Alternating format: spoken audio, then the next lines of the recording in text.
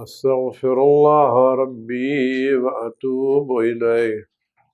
أستغفر الله من كل ذنب وأتوب إليه. أستغفر الله ربي وأتوب إليه. لا حول ولا قوة إلا بالله العلي العظيم. أعوذ بالله السميع العليم من الشيطان اللعين الرجيم. بسم الله الرحمن الرحيم.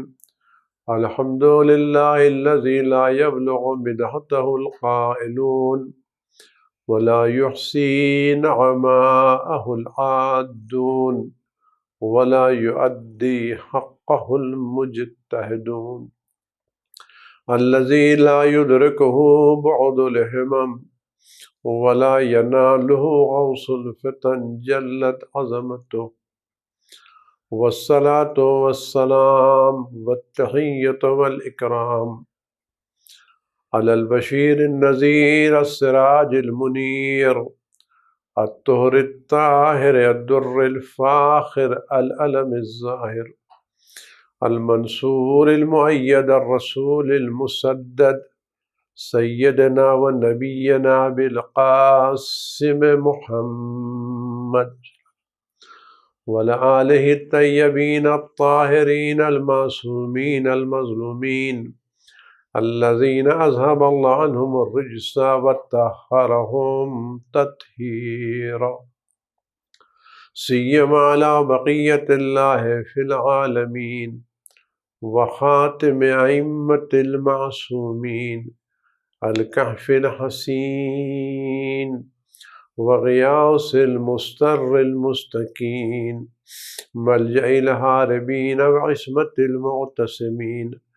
ارواحنا وارواح العالمین لتراب مقدمہ فدا عجل اللہ تعالی فرجہ الشریف واللعنۃ الدائمۃ الباقیۃ علی اعدائہم وقتلتہم وغاصب حقوقہم اجمعین۔ عزیزان گرامی، آج ایک روایت کے مطابق روز شہادت رئیس مذہب و ملت جانشین رسول علی فرزند زہرا حضرت امام جعفر صادق علیہ السلام کا روز شہادت ہے۔ اس عظیم مصیبت پر حضرت بقیت اللہ العظم امام عصر حضرت حجت علیہ السلام خدمت میں عرض تعزیت پیش کرتے ہیں، اور آپ تمام مومنین اور خاص مراجع کرام کی خدمت میں اس امام عظیم کی شہادت کی تعزیت اور تسلیت پیش کرتے ہیں۔ امام جعفر صادق علیہ السلام کا حق مذہب شیعہ جعفریہ پر بہت زیادہ ہے۔ اگر امام صادق علیہ السلام نہ ہوتے تو آج تشیع کا یہ رنگ، یہ وقار، یہ چیزیں، یہ تعلیمات نہ ہوتی۔ گرچہ خداوند عالم نے ہمارے تمام ائمہ معصومین علیہ السلام کو علم و فضل و کمال عطا فرمایا ہے، اور سارے کے سارے ائمہ معصومین علم و فضل و کمال میں مساوی ہیں، البتہ درجات کے اعتبار سے الگ ہے، لیکن جو موقع، جو فرصت امام صادق علیہ السلام کو ملی، اس سے انہوں نے بھرپور استفادہ کیا، اور یہ سب ہماری زندگی میں ایک سبق ہے کہ ہم حالات کا رونا نہ روئیں، بلکہ جب بھی ہمیں ذرہ برابر فرصت مل جائے تو ہم اس فرصت سے پورا فائدہ اٹھائیں اور اس فرصت کو کسی بھی صورت میں ضائع ہونے نہ دیں۔ حالات کا بہانہ بنانا اہل بیت کا طریقہ نہیں ہے، بلکہ حالات سے فائدہ اٹھانا۔ چونکہ امام صادق علیہ السلام کے دور میں بنی امیہ اور بنی عباس ایک دوسرے سے لڑ رہے تھے اور آپس میں ایک دوسرے سے برسر پیکار تھے، تو امام صادق اعظم کو تھوڑا سا وقت ملا۔ اس تھوڑے سے وقت میں انہوں نے اتنی زیادہ باتیں بیان کر دی ہیں کہ جس سے آج دنیا فائدہ اٹھا رہی ہے، اور جتنے بھی علوم تھے ان کے دہن مبارک سے نکلے، اور اگر آج دنیا نے ان کو موقع دیا ہوتا تو آج کیمسٹری امام جعفر صادق علیہ السلام کے شاگرد جناب جابر ابن حیان کی دین ہے۔ اس اور بھی علوم جو ہمارے ائمہ معصومین سے نکلے، ہمارے ائمہ معصومین صلوات اللہ وسلام علیہ مجمعین صرف دینی مسائل، جس کو ہم دین کہتے ہیں کہ نماز، روزہ، حج، زکوٰۃ، اخلاقیات، قیامت، نہیں، وہ جس طرح سے دینی مسائل میں ماہر تھے، عبور رکھتے تھے، گرچہ ماہر کا لفظ ان کے لیے استعمال کرنا صحیح نہیں ہے، لیکن ان کا علم اپنے عروج پر تھا، کمال پر تھا، جس کا ہم اندازہ بھی نہیں لگا سکتے۔ اسی طرح سے وہ دنیاوی امور میں، یعنی سائنس کے بارے میں کمال کی معلومات رکھتے تھے۔ لوگوں نے موقع نہیں دیا ان کو بیان کرنے کا۔ مولا کائنات حضرت علی بن ابی طالب علیہ السلام نے ایک جھرنے سے گرتے ہوئے پانی کو دیکھ کے فرمایا تھا کہ اس پانی سے گھروں کو روشن کیا جا سکتا ہے۔ آج جو ہزاروں سال کے بعد دنیا پانی سے بجلی تیار کر رہی ہے، علی علیہ السلام نے ہزاروں سال پہلے اس سے اشارہ کیا تھا، اس پانی سے گھروں کو روشن کیا جا سکتا ہے، یعنی اس پانی میں وہ طاقت ہے جس سے الیکٹریسٹی بنائی جا سکتی ہے۔ اور بھی بہت سے جدید علوم ہیں، جن جدید علوم کی بنیادیں ائمہ معصومین علیہ السلام کی روایتیں ہیں۔ کیمسٹری امام صادق علیہ السلام کے شاگرد جناب جابر بن حیان کی ہے، الجبرا بھی یہیں سے نکلا ہوا ہے۔ تو ائمہ معصومین علم کے میدان میں واقع عظیم تھے، اور امام صادق علیہ السلام نے علم پر بہت زیادہ زور دیا ہے، اتنا زیادہ زور دیا ہے، فرماتے ہیں کہ اگر میں کسی نوجوان شیعہ کو دیکھوں جو نہ پڑھ رہا ہو تو میں اس کو کوڑے لگاؤں تاکہ وہ پڑھے۔ اسلام میں مارنے کی اجازت نہیں ہے، لیکن امام کہ ان کو ضرورت ہے کہ دیکھو ان کو پڑھاؤ، زبردستی پڑھاؤ، پریشر ڈالو، کیونکہ یہی وہ چیز ہے جو تمہیں عزت عطا کر سکتی ہے، اور یہی جو چیز ہے جو تمہیں سرفراز کر سکتی ہے، اور یہی وہ چیز ہے جو تمہیں آگے بڑھا سکتی ہے۔ ائمہ معصومین علیہ السلام اور خاص کر امام صادق علیہ السلام نے علم پر بہت زیادہ زور دیا ہے۔ آپ کے درس میں ایک ساتھ 4000 افراد شرکت کرتے تھے اس زمانے میں۔ آج کے زمانے کی بات ہوتی تو الگ مسئلہ تھا، آپ کے زمانے میں 4000 افراد آپ کے درس میں شریک ہوتے تھے، اور جب مسجد سے نکلے سب کہتے تھے امام صادق نے فرمایا، امام صادق نے فرمایا، امام صادق نے فرمایا۔ امام روزانہ درس دیتے تھے اور اسی اعتبار سے کام کرتے تھے۔ آج ہمارے زمانے میں، اور خاص کر امام صادق علیہ السلام کے چاہنے والوں میں، جس چیز پر توجہ کم ہے وہ علم کا میدان ہے، اور علم ہے تو کوالٹی کا میدان ہے۔ کیا اچھا ہوتا کہ امام صادق علیہ السلام کے امامت کا عقیدہ رکھنے والے اپنے ہر علاقے میں ایک ایسا اسکول یا ایک ایسا کالج بناتے جو اس علاقے کا، اس شہر کا، اس ڈسٹرکٹ کا سب سے بہتر، اعلیٰ اور عمدہ کالج ہوتا،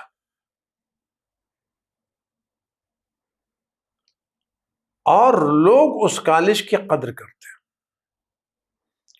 اور اس کالج کے پیشانے پہ لکھا ہوتا امام صادق علیہ السلام کالج۔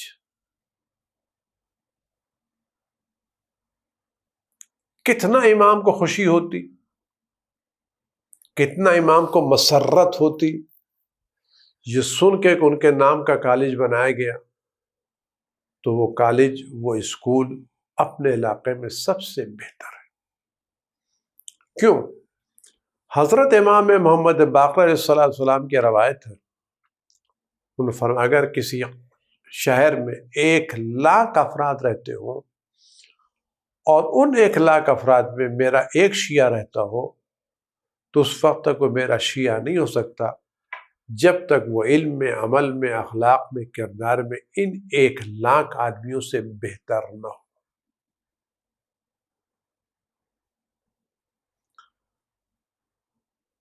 ہم نہیں کہتے آج ہمارے کیا کالجز نہیں، الحمدللہ پہلے کی بنسبت بہت کالج بنے ہیں، لیکن کتنے کالج ایسے ہیں جو اپنے علاقے کے پہلی پسند کے کالج ہیں۔ جب لوگ ایڈمیشن کے لیے فارم بھرے تو کتنے کالج ایسے ہیں کہ ان میں آپشن میں سب سے پہلے ہمارے کالج کا نام آئے۔ جب ان سے پسند پوچھی جائے کس کالج میں، تو ہمارے کالج کا نام لیں، ہمارے اسکول کا نام لیں۔ لیکن عزیزان گرامی، ہمارے پاس جو مسئلہ ہے وہ مسئلہ یہ ہوتا ہے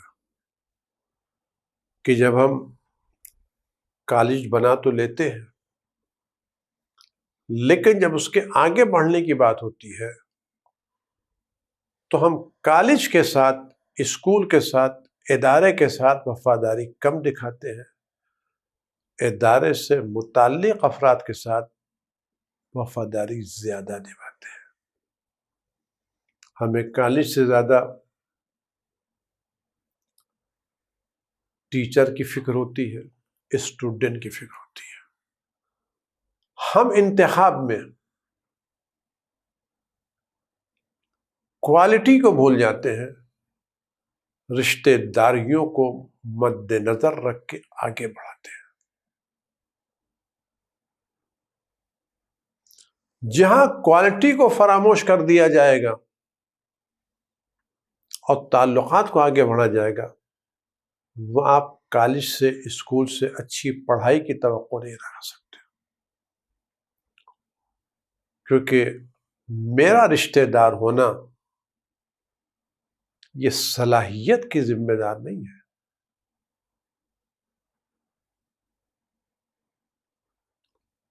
ہمیں صلاحیتوں کے اوپر سمجھوتا نہیں کرنا چاہیے، چاہے ہمارا رشتہ دار ہی کیوں نہ ہو، چاہے ہمارا بیٹا ہی کیوں نہ ہو، چاہے یہ کالج ہم نے اپنے پیسے سے کیوں نہ بنایا ہو، کیونکہ اس میں قوم کے لوگ آ رہے ہیں، قوم کے بچے پڑھ رہے ہیں، تو والدین ہم اپنے بچوں کو ہماری کالج میں اس لیے نہیں داخل کر رہے کہ ہم برباد ہیں پڑھانے کے لیے۔ اگر 100 بچے ان کی قسمت سے کیوں کھیل رہے ہیں؟ آپ یقین جانیے جہاں جہاں اسکول میں، کالجز میں اساتذہ کی کوالٹی پر سمجھوتا کیا گیا اور تعلقات کی بنیاد پر ان کو منسوب کیا گیا، تو اس کالج کا معیار گر گیا۔ لیکن میرا بیٹا ہونا اس بات کی ضمانت نہیں وہ اس مضمون کو اچھی طرح سے پڑھا بھی پائے گا۔ سند یافتہ ہونا الگ ہے اور باصلاحیت ہونا الگ ہے۔ اور آج کے آن لائن میں تو بہت بڑا مسئلہ آسان ہو گیا ہے. آپ گھر سے آپ کو امتحان دینا ہے تو نام کسی اور کا، امتحان کوئی اور دے رہا ہے، سند اس کے نام آنے والی ہے. یہ سب ہماری ذمہ داریاں ہیں. ہمیں میدان قیامت ہم سے پوچھا جائے گا کہ تم نے اس کوالٹی پر سمجھوتا کیسے کیا، تم نے کام کیسے کیا. عزیزان گرامی، امام صادق علیہ السلام نے تعلیم پر زور دیا ہے. پیسے لگاؤ تو تعلیم پر لگاؤ. ہر میدان میں اپنے کو آگے بڑھنے کی ترغیب دلائی ہے. میں اس موضوع پر زیادہ نہیں چھیڑنا چاہتا. آج ہمارے اسکول یا کالج کہ میں زیادہ حالتوں پر تبصرہ نہیں کرنا چاہتا، بڑا حساس موضوع ہے، لیکن میں ایک بات ضرور عرض کرنا چاہتا. اگر ہم نے کوالٹی پر سمجھوتا کیا ہے اور ہم نے باصلاحیت ٹیچر معین نہیں کیے ہیں اور تعلقات کی بنیاد پر ہم نے یہ کام کیا ہے، تو یہ ٹیچر جو 20 سال 30 سال ہمارے بچوں کے ذہنوں سے کھیلے گا، اس کا جواب کون دے گا؟ ان کے مستقبل سے کھیلے گا، جواب کون دے گا؟ ہم ان بچوں کے مستقبل سے کھیلنے والے کا جواب کیا دیں گے؟ عزیزان گرامی، اس میدان میں ہم کو آگے آنا چاہیے. میں نے یہ بات بارہا عرض کی ہے اور پھر عرض کر رہا ہوں. میں کسی بھی صورت میں اجتماعی خدمتوں کا، چیریٹی کے کام کا بالکل مخالف نہیں ہوں.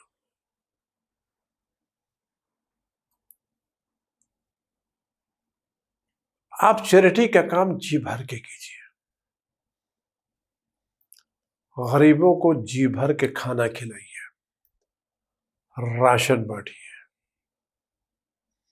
گھر بنوائیے، غلہ تقسیم کیجیے، لباس بانٹیے، اور گرمی ٹھنڈک میں ان کے لیے گرمی اور ٹھنڈک سے بچنے کے لیے لحاف اور چادریں فراہم کی، سب کر ڈالیے.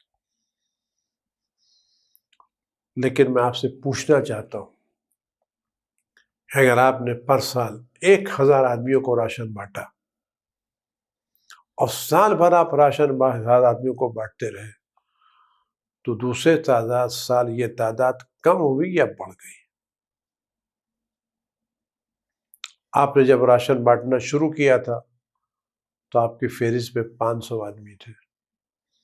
آج آپ کہتے ہیں آج ہماری فہرست پہ 5000 آدمی ہے. یعنی کل ہمارے پاس فقیروں کی تعداد 500 تھی، آج فقیروں کی محتاجوں کی تعداد 5000 ہو گئی. تو اس سے ہم نے فقیروں کی تعداد، محتاجوں کی تعداد کم تو نہیں کی، بڑھی نا.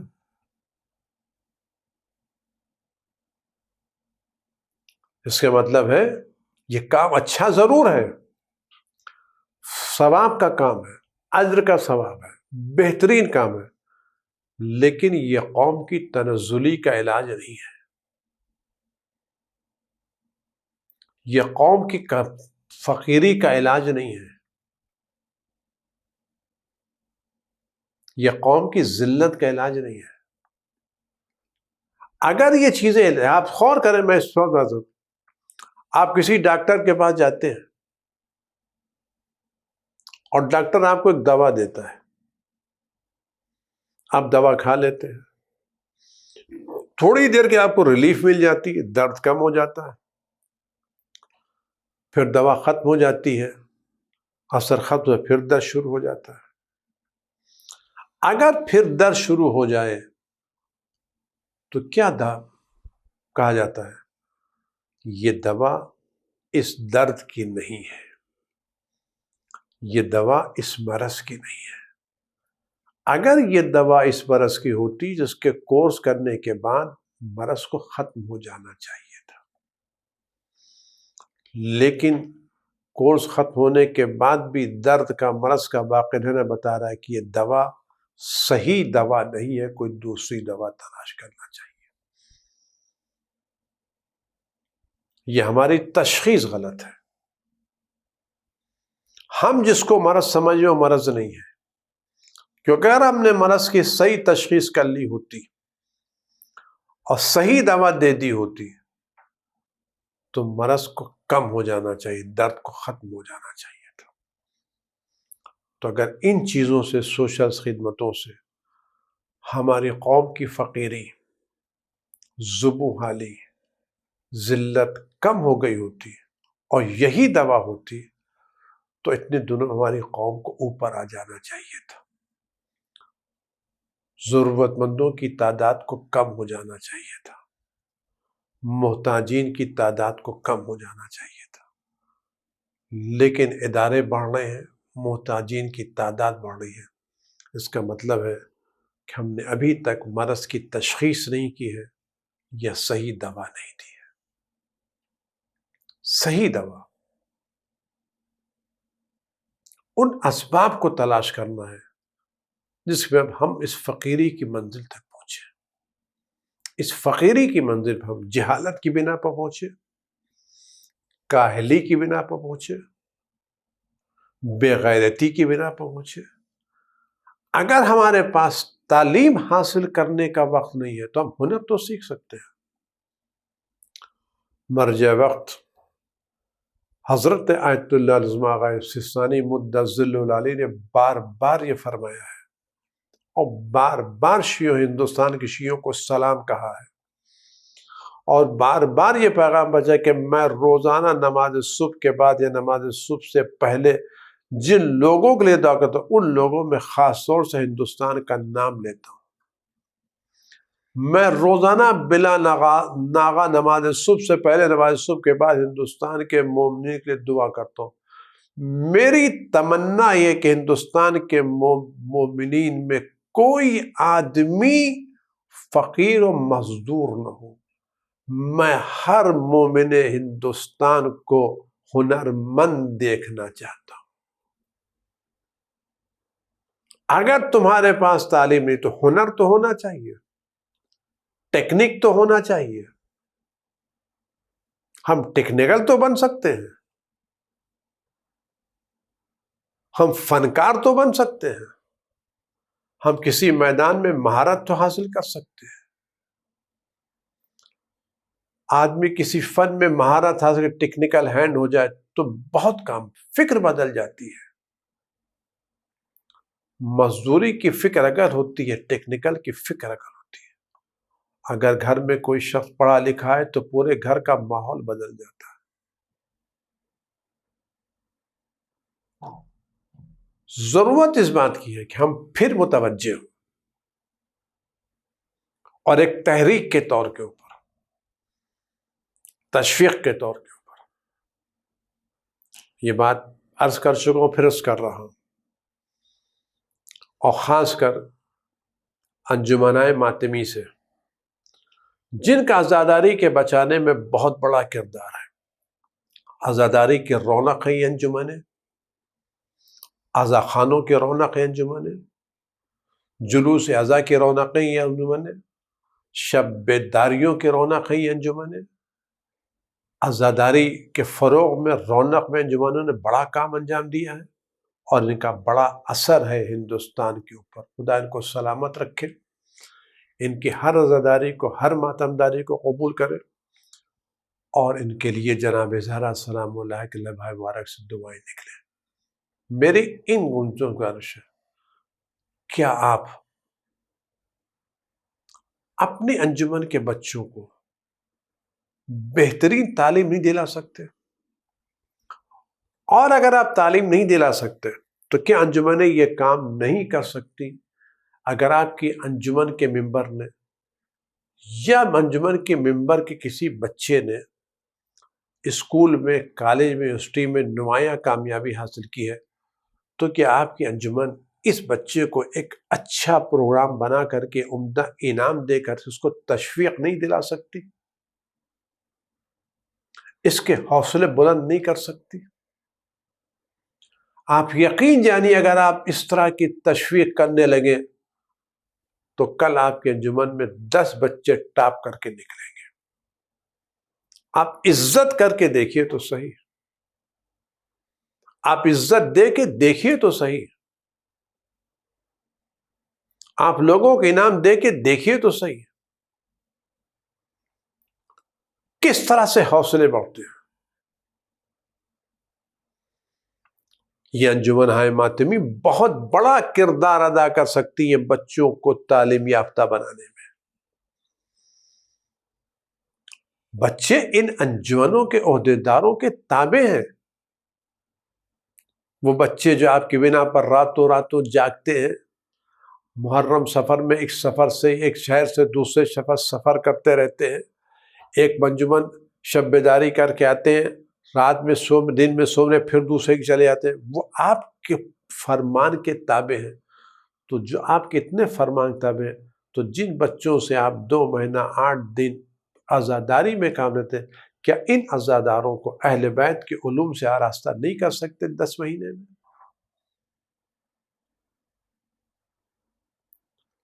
ان بچوں کو اعلیٰ تعلیم یافتہ نہیں بنا سکتے؟ ان اعلیٰ تعلیم یافتہ بچوں کو اچھے انعامات نہیں دے سکتے؟ کیا ان کو ہاتھ پھول نہیں پہنا سکتے؟ کر سکتے ہیں، اور آپ کریں گے۔ پھر آپ دیکھیں کہ آپ کے انجمنوں میں کتنے پڑھے لکھے لوگ ہوتے ہیں، کتنے تعلیم یافتہ لوگ ہوتے ہیں۔ امام صادق علیہ السلام کو ہمیں خراج عقیدت پیش کرنا ہے تو علم کے عنوان سے پیش کریں، بیڑا اٹھائیں علم کا، کوالٹی پروڈکٹ کریں، اور طے کریں کہ ہم اپنے بچوں کو پڑھا کے رکھیں گے۔ امام صادق علیہ السلام کے اقوال پر نظر کریں، اور فرماتے دیکھو جوانوں کا خیال رکھا، خاص یہ بات میں بڑے ادب سے کہہ رہا ہوں۔ امام فرمائے کہ دیکھو اس دور میں اپنے جوانوں کا خیال رکھنا، قبل اس کے بے دین افراد تمہارے بچوں کو تم سے لوٹ کر کے لے جائیں۔ عزیزان گرامی، آج کے نوجوان کے لیے بڑا مشکل مسئلہ ہے صحیح رائے قائم کرنا۔ آج واٹس ایپ کھول کے دیکھیے، یوٹیوب کھول کے دیکھیے، ہر آدمی ایک بیان دیے پڑا ہے، ہر آدمی کچھ نہ کچھ کہہ رہا ہے، یہاں سے وہاں سے ادھر ادھر سے، ہر زبان میں ہر آدمی اپنی تحقیق پیش کر، چاہے پڑھا لکھا ہو یا پڑھا لکھا نہ ہو۔ جوان کنفیوز ہے، کدھر جائے کدھر نہ جائے۔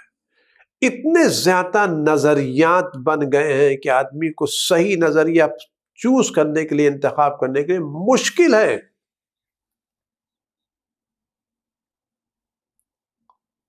یہ واٹس ایپ اور سوشل میڈیا کی زندگی ایک عجب دنیا ہے، ایک عجب یلغار ہے اس میں۔ یہ ہمارے جوانوں کے ذہنوں کو خراب کر رہے ہیں۔ امام صادق فرماتے ہیں دیکھو اپنے جوانوں کا خیال رکھو، بچپنے سے صحیح دین بتاؤ، اور خاص کر آج کے دور میں جانے گرامی میں بڑے ادب سے ولایت اہل بیت پہ اپنے جوانوں کو باقی رکھیے۔ اس وقت مختلف انداز سے، مختلف حالات سے باتیں پیش کی جا رہی ہیں جن پر ہر ایک کی نظریں نہیں ہیں، اور میں اس طرح کی مختلف باتوں کو سن رہا ہوں، یوٹیوب پر دیکھ رہا ہوں کہ جو اعتراضات امامت پر، امام وقت پر ہو رہے ہیں، میں اس کو اس عنوان سے دیکھتا ہوں کہ اگر ظہور کا وقت قریب نہ آ رہا ہوتا تو اتنے اعتراضات کی بوچھار نہ ہوتی۔ یہ ظہور کی آہٹ ہے کہ دنیا گھبرائی ہوئی ہے اور مختلف اعتراض سے انداز سے اعتراض کر رہی ہے۔ لہذا میری گزارش ہے کہ اس دور میں اپنے جوانوں کے عقائد کو، اخلاق کو، خاص کر امامت اور ولایت اہل بیت کے عقیدے کو سنبھال کے رکھیے، روایت اہل بیت سے ان کو آشنا کیجیے، امام وقت سے ان کو قریب کیجیے، امام وقت کا سپاہی بنائیے، امام وقت کا مخلص بنائیے، اور اپنے بچوں کی تربیت میں امام وقت سے مدد مانگیے۔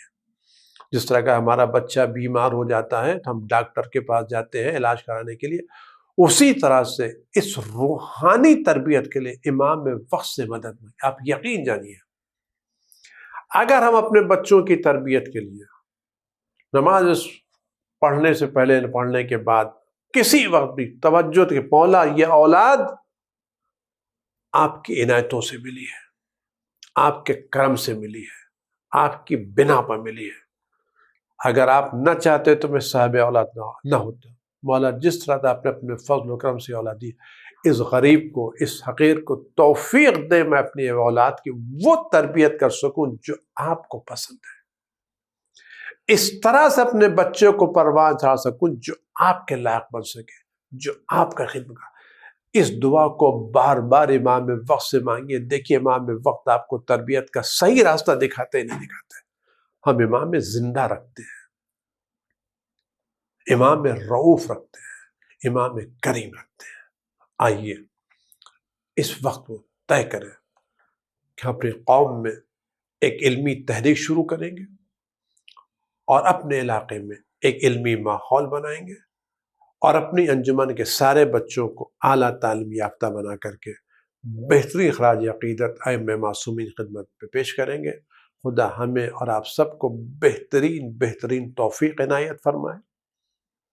امام وقت کا ظہور جلد ہو، یہ بلائیں جلد دور ہو، امام وقت کے صدقے میں یہ بلا دنیا سے جلد از جلد دور ہو۔ جو لوگ اس بلا میں گرفتار ہیں خدا ان کو جلد از جلد شفائے کامل عاجل عنایت فرمائے، اور جو محفوظ آخر وقت اس بلا سے محفوظ رکھے۔ قلب مقدس امام کو راضی ہو۔ وہ تمام علاقے جہاں اہل بیت کے چاہنے والا، خدا ان علاقوں کو ان کے شر سے محفوظ رکھے، اور جو لوگ اہل بیت کے چاہنے والوں پر کسی طرح کا ظلم کرے خدا ان تمام ظالموں کو نیست و نابود کرے، اور اہل بیت کے چاہنے والوں کو ہر جگہ عزت کے ساتھ پرامن زندگی بسر کرنے کی سعادت نصیب فرمائے۔ قلب مقدس امام زمان ہم صلی اللہ علیہ وسلم خوشنود فرمائے۔ والسلام علیکم ورحمۃ اللہ وبرکاتہ۔